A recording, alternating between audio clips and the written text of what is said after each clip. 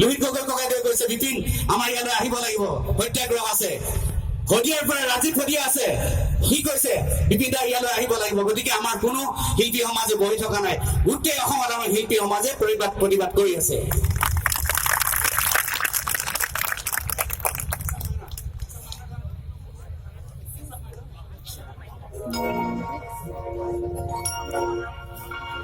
যি কি নহওক মই আজি উজনি অসম এৰি আহিব নালাগিছিলে, কিন্তু এজন মানুহ খুব ভাল পাওঁ, অসমৰ ৰাইজে যেনেকে ভাল পায় আমি বুকুত সুমিয়াই ললো সেইজন মানুহক, জুবিন গাৰ্গ।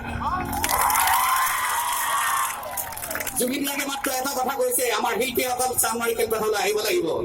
গতিকে মই আজি উজনি অসমৰ প্ৰতিবাদস্থলী এৰি মই ইয়াৰ পালোহি।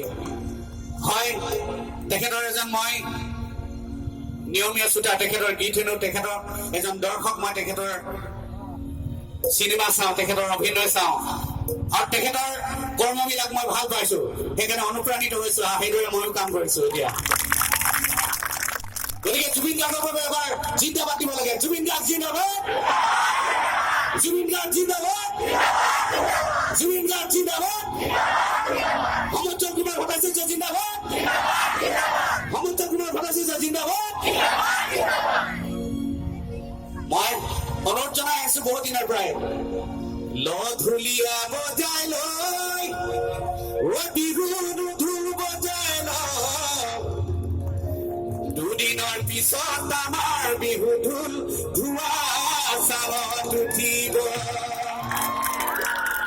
দুদিনৰ পিছত আমাৰ বিহুৱাই চকুৰ পানী টুকিব, বাংলাদেশৰ বঙালীয়ে বিহু মেলা পাতিব, বাঁচি থাকো যদি অসমীয়া আহোয়া কুলায়া, আহোয়া কুলায়া,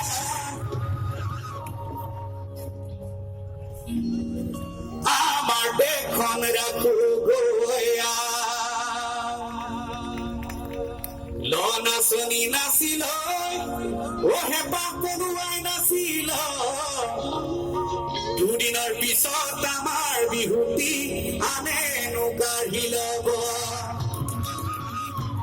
দুদিনৰ পিছত আমাৰ দেশত বাংলা শাসন চলিব, বাংলাদেশৰ গেদিহঁতে কঁকাল ঘূৰাই নাচিব, যদিহে ৰাখ জাতি তোমাক আহয়া কুলায়া, আহয়া কুলায়া, দেশৰ হকে মৰো গয়া, নবে পুৰা বজাই লৈ পাতি তোৰ বজাই ল, এই দুদিনৰ পিছত বঙালীয়ে ৰণৰ হীৰা বজাব, এই দুদিনৰ পিছত বাংলাদেশীক মুখ্যমন্ত্ৰী পাতিব, আমাৰ সকলে নিজৰ ভুলৰ প্ৰায়শ্চিত্ত ভুগিব, যদিহে ৰাখ জাতি তোমাৰ আহয়া কুলায়া।